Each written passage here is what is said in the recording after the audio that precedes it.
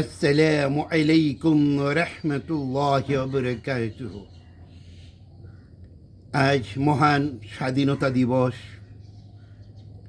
লাখো মানুষের রক্ত দিয়ে এনেছি এই স্বাধীনতা।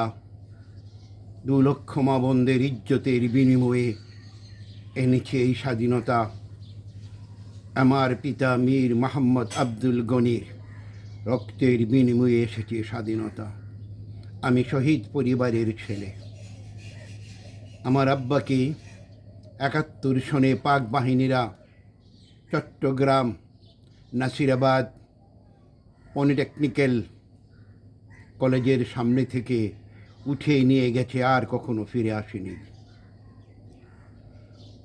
অনেক কষ্ট হয় যখন এই স্বাধীনতা দিবস আছে, পিতার কথা মনে হয়। তবু মনকে সান্ত্বনা দেই, পিতা চলে গেছে সত্য, আমরা বাঙালিরা একটি দেশ পেয়েছি যার নাম হয়েছে বাংলাদেশ। অত্যন্ত দুঃখের সাথে বলছি, মুফতি ইব্রাহিম ইউটিউবে দেখলাম, সে বলেছে 71-এর প্রজন্ম নাকি অত্যন্ত নিকৃষ্ট প্রজন্ম। তার কাছে আমার প্রশ্ন, তাহলে তোমার বাবা কি নিকৃষ্ট?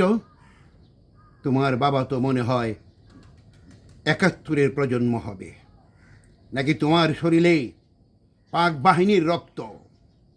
তুমি কিভাবে কথা বলতে পারলে? ছি, ধিক্কার জানাই তোমাকে। আমি সকল বাংলাদেশের নাগরিককে অনুরোধ করব,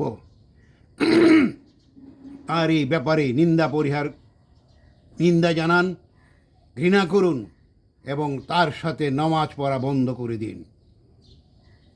সে বাঙালি জাতির সাথে বেঈমানি করেছে, বেঈমান। নবীজি বলেছেন, তুমি তোমার জাতিকে ভালোবাসবে। 71-এ আমরা বাঙালি ছিলাম, কাজেই সে একটা দুষ্ট মুফতি। আমি ঘৃণা করি তাকে, এবং প্রতিটি মানুষ তাকে ঘৃণা করুন। সে একটা ফালতু লোক, সে একজন আলেম হতে পারে না। আমার মনে হয় তাকে ডিএনএ টেস্ট করার দরকার, তার শরীরে সম্ভবত পাক বাহিনীর রক্ত আছে। তাই সবাইকে অনুরোধ করব, এই ধরনের আলেমদেরকে পরিহার করুন, যারা 71-এর স্বাধীনতা নিয়ে কথা বলে। তারাই সত্যিকারের রাজাকার, আল বদর, আল শামস এবং স্বাধীনতার বিরোধিতা করেছিল তাদের বাপদাদারা। তারাও এখন সেটা করতে চাচ্ছে। ধিক্কার জানাই তাদেরকে, ঘৃণা করুন তাদেরকে। নির্লজ্জ বেহায়া, তোমার লজ্জা করে না? আজকে এই বাংলাদেশ হওয়াতেই তুমি এত উঁচু গলায় কথা বলতে পারছ। পাকিস্তান পিরিয়ডে উঁচু গলায় বাঙালিরা কখনো কথা বলতে পারেনি। তাদের ভাষা, তাদের ক্ষমতা, তাদের সব কিছু কেড়ে নিয়েছিল ওই ধূসর পাক বাহিনীরা। তুমি তাদের পক্ষে কথা বলছো। আল্লাহ তোমাকে হেদায়েত দান করুন। ধন্যবাদ সবাইকে। সবাই ভিডিওটা বেশি বেশি করে লাইক, কমেন্ট, শেয়ার করে দিবেন।